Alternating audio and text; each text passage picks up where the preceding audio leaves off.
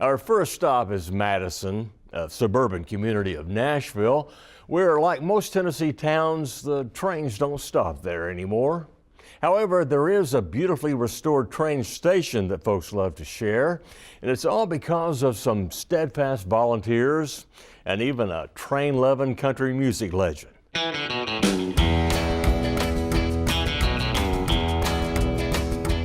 The glory days, when passenger trains carried travelers through the passing landscape, bound for destinations both near and far. Days that now live on mostly in memories. The last vestiges of that bygone era are the surviving train stations, such as the Amqui Station in Madison. Built in 1910 by the L&N Railroad, history comes to life inside these original old walls, where passenger service flourished for about 50 years. After that, the building remained in use as a switching station until the 1970s. Since 2010, it's been open as a fully restored museum and adjoining visitor center. And none of this would have been possible without help from a Tennessee music legend who grew up singing music to the sound of a lonesome train whistle.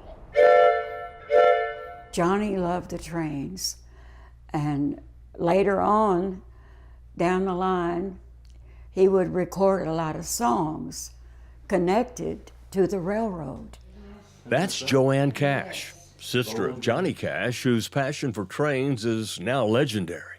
And according to Discover Madison's Kate Hamilton, Amqui Station was always a special place to the singer.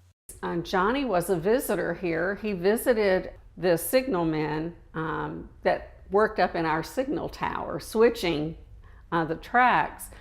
And the story goes that when the door to the signal tower would open, they would hear someone walking up the steps and hear that person say, "What are you boys up to?" And that was how Johnny would let them know it was him and he was coming up for a visit.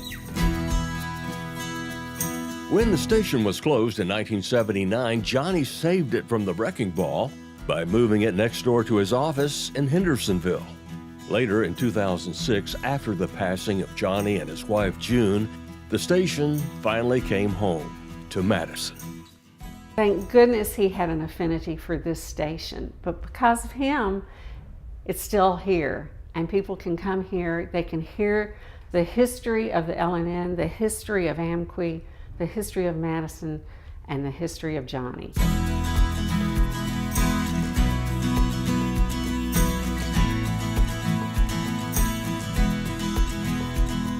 The museum contains original Amqui and L&N artifacts. There's even a corner dedicated to hobos, including an alphabet they use to communicate with each other.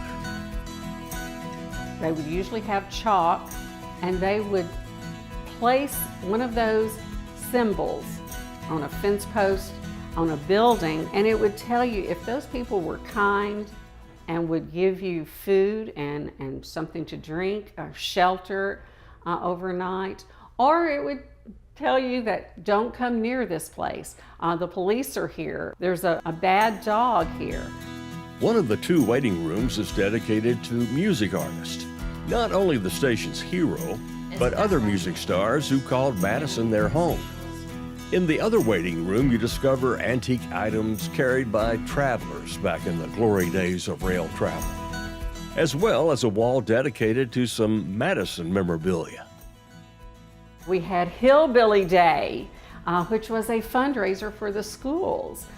Men would grow beards, they would dress in old-timey clothes, and it was a fun time for the community while supporting the schools. Upstairs, the old switching machine still stands. A little worse for the wear, but hopefully destined for some restoration. In the early days, they had what was called a foot switch. By the time this station was constructed, they had switching machines. Once you got the train order and you knew where that train needed to go, you would push that lever around and it would switch the tracks for you.